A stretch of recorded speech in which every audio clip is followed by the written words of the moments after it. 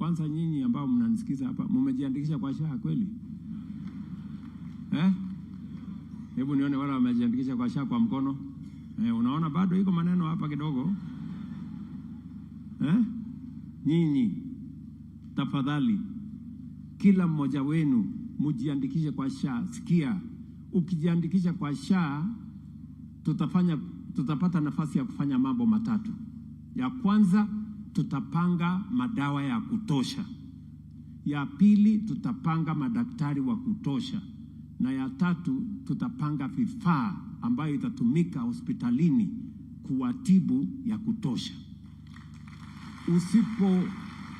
Usipojiandikisha, unafanya kazi yetu ya kupanga madawa, madaktari pamoja na vifaa ya kutibu wananchi kuwa ngumu.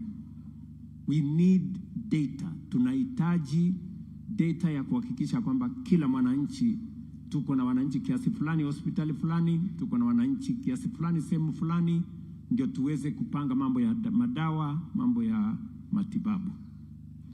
Jameni, mtanisaidia kuhamasisha wale wananchi wote wengine wajiandikishe kwa SHA? Tafadhali nawaomba, kwa sababu ni faida kwenu. Mkishajisajili ndio tuweze kutembea hiyo barabara tukiwa pamoja.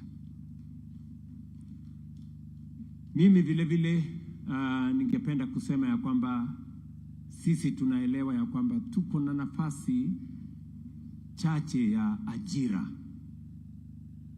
na tulikubaliana na nyinyi ya kwamba tutakuwa na mpango ya vile tutapata nafasi na kupanua nafasi ya ajira kwa vijana wetu wa Kenya. Zaidi ya vijana 1,000,000 wanatoka shuleni kila mwaka, na hatuja kuwa na mpango kamili ya vile hawa vijana wetu watapata kazi.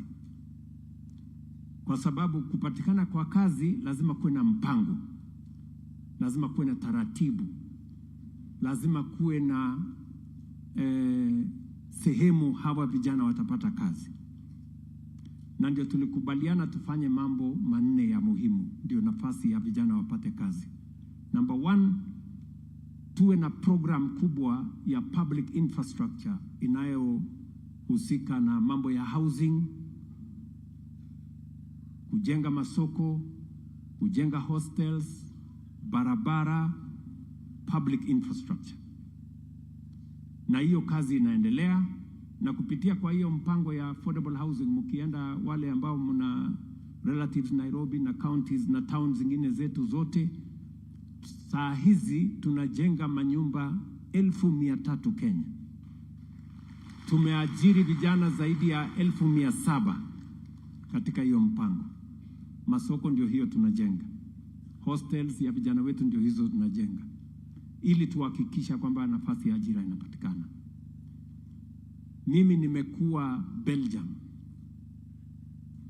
kuongea na watu wa EU kwa sababu tuko na nafasi kubwa ya mambo ya business process outsourcing, ama kazi ambayo inapatikana katika mitandao.